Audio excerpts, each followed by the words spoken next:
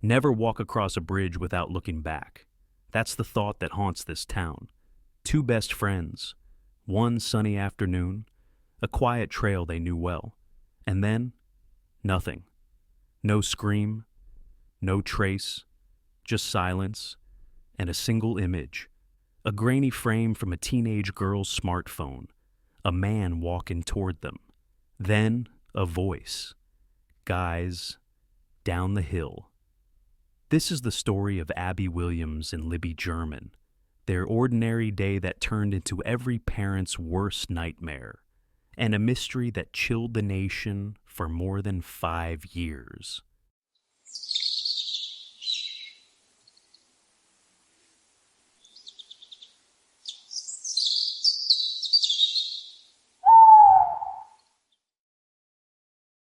Delphi, Indiana. Population just under 3,000.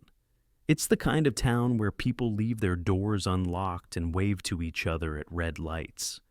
Until February 13th, 2017. That's when everything changed. Abby had spent the night at Libby's house.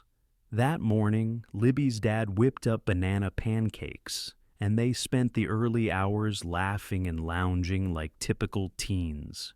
Around 1:35 p.m., Libby's older sister Kelsey dropped them off near the entrance to the Delphi Historic Trail.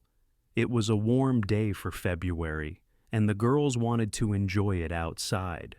They headed toward the Monon High Bridge, an old abandoned rail bridge that stretches over Deer Creek.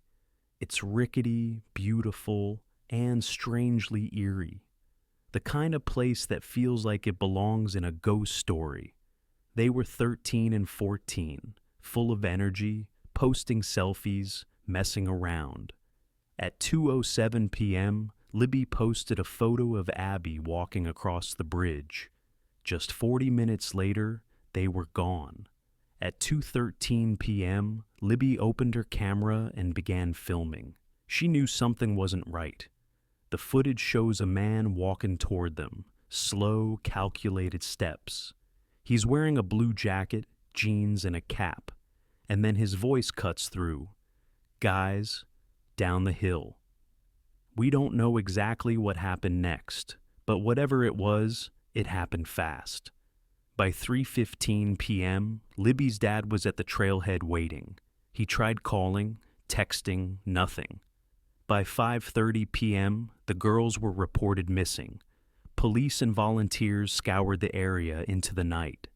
The next day, their bodies were found just half a mile away. The crime scene was grim. The girls had been brutally murdered. Their bodies were staged. Clothes were scattered. A bullet casing sat between them. One was wearing the other's sweatshirt. And under one of them, Libby's phone. That phone was a lifeline. Despite the horror unfolding, Libby had the courage to hit record, and that video, just 43 seconds, would become the most crucial piece of evidence in one of the most mysterious murder cases in recent American history. From that day on, the town of Delphi was never the same.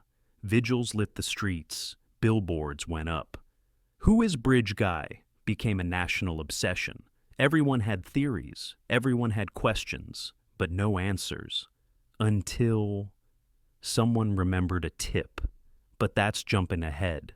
First, we need to go back to that trail, that bridge, that moment frozen in time, because to understand how this case finally cracked, you have to understand how much was lost and how far people would go for justice. The investigation began with more questions than answers. Police held a press conference on February 15th, 2017, 2 days after Abby and Libby vanished. They confirmed the worst. The girls were found murdered near Deer Creek, but details were scarce. No suspect, no motive, no known reason why two best friends on a casual hike never made it home. The only clue? A blurry photo from Libby's phone. A man walking across the Monon High Bridge, hands in his pockets, head down, just walking. They didn't have his name, so the public gave him one: Bridge Guy. A week later, investigators released a short audio clip, also from Libby's phone. Just 3 words: "Guys, down the hill." That was it. Just those words. But they felt loaded, eerily calm, almost rehearsed. The tone was deliberate, chilling. It wasn't just what he said, it was how he said it. Like someone who had done this before. That voice, paired with the image of a man on the bridge, became a national obsession. True crime forums exploded. Facebook groups formed overnight. Reddit threads grew by the hundreds. People slowed down video footage, analyzed the angle of his knees, and debated the way he walked. But behind the screens and speculation, investigators were drowning in leads. Over 40,000 tips flooded in. Every one of them had to be chased down. In July 2017, the first suspect sketch was released. An older man with a goatee and a hat. Hope surged, but the tips that followed didn't crack the case. Then, in 2019, another bombshell. Police released a second sketch, this time a younger man, clean-shaven, longer hair. It looked nothing like the first. The public was confused. Had the suspect changed? Were there 2 men involved? The investigators didn't say much, just that this sketch better represented who they believed was responsible. They also released a short video from Libby's phone. It showed Bridge Guy walking on the bridge, his steps awkward, his posture stiff. Investigators told the public to study his gait. Simultaneously, another lead began to take form. A catfish account named Anthony Shots had been messaging underage girls, using the stolen images of a handsome male model. Police discovered that this fake profile had interacted with Libby German before her death. The man behind it was Keegan Klein, a known predator. He was questioned, his devices were seized, and a media frenzy followed. For a while, many believed this was the break they had waited years for. But again, nothing stuck. The case was 5 years cold when a volunteer working at a police station found something unusual: a misfiled tip. It had been submitted shortly after the murders. The man's name? Richard Allen. He claimed he was on the trail the same day as the girls, said he'd seen them. But his tip had been lost, filed away, and forgotten. When investigators revisited the file, things escalated fast. Allen lived just 2.5 miles from the crime scene. He worked at CVS in Delphi. Locals knew him. He had developed their photos and greeted them at the counter. He'd even printed images for Libby's family after her death. He wasn't on the radar. He was inside the radar, invisible. On October 26, 2022, Richard Allen was arrested. He was 50 years old, married, with a daughter. He didn't have a violent record, just a few minor traffic tickets. And yet, investigators believed he was the man on the bridge. The evidence? Let's start with the bullet. An unspent .40 caliber round had been found between the girls' bodies. It had unique markings. A lab determined it had been cycled through a pistol registered to Allen. Then came the video. Multiple analysts confirmed that Allen matched the build, clothes, and walking style of the man in Libby's phone footage. And then, the confessions.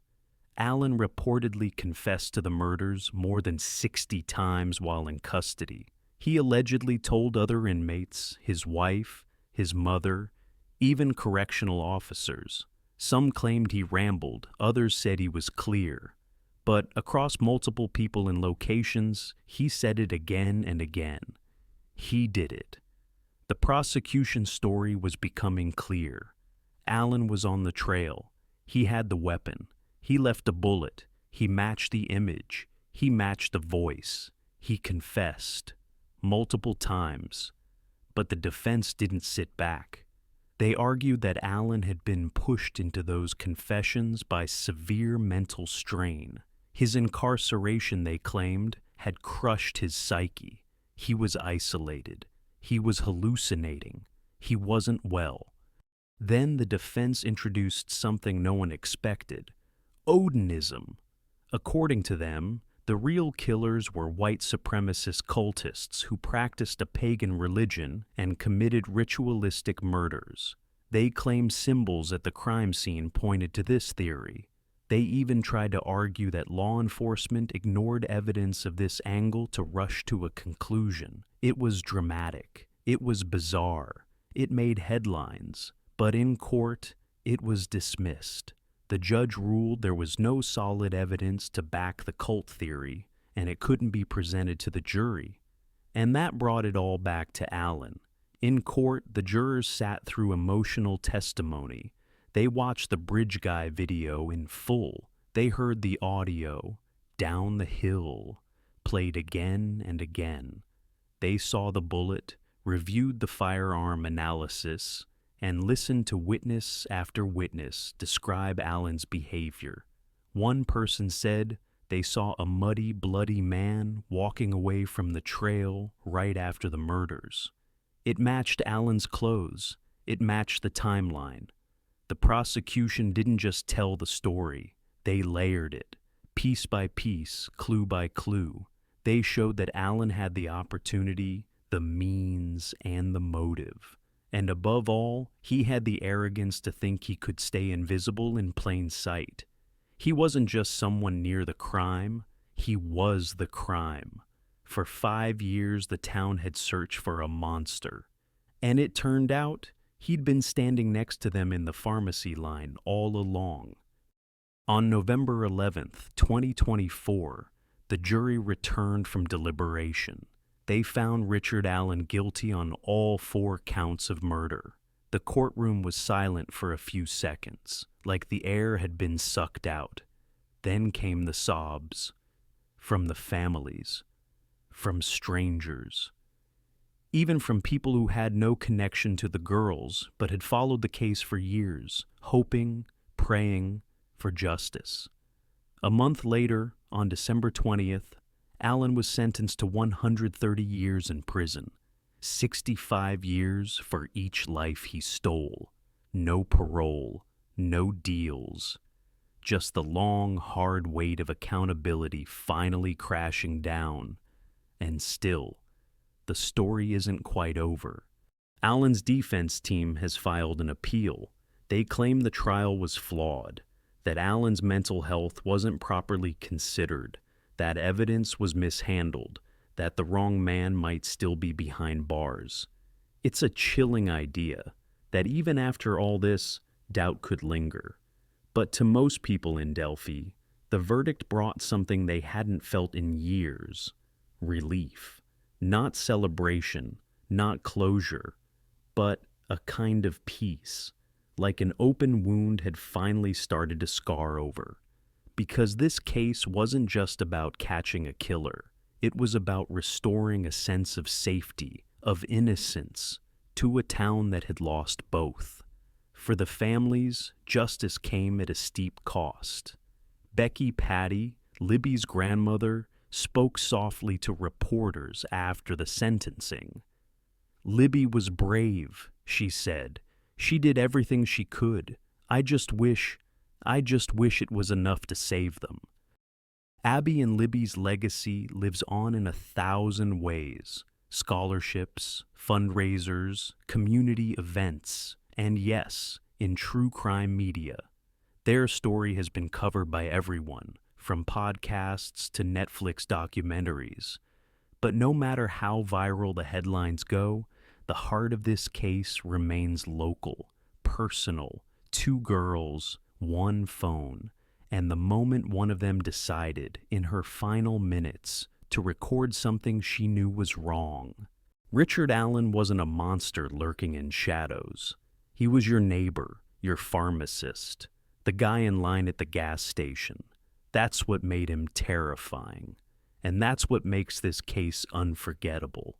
In the end, the bridge that brought Abby and Libby together became a symbol of both tragedy and triumph, a place where evil showed its face and where courage rose to meet it. If you walk the Monon High Bridge today, you'll see memorials, photos, ribbons. You'll feel something heavy in the air, but you'll also feel something else, strength, the kind that comes from a community that refused to be broken. This story isn't just a cautionary tale, it's a reminder that evil can hide in plain sight, that justice takes time, and that even in the darkest moments, a 14-year-old girl with a phone can light the way.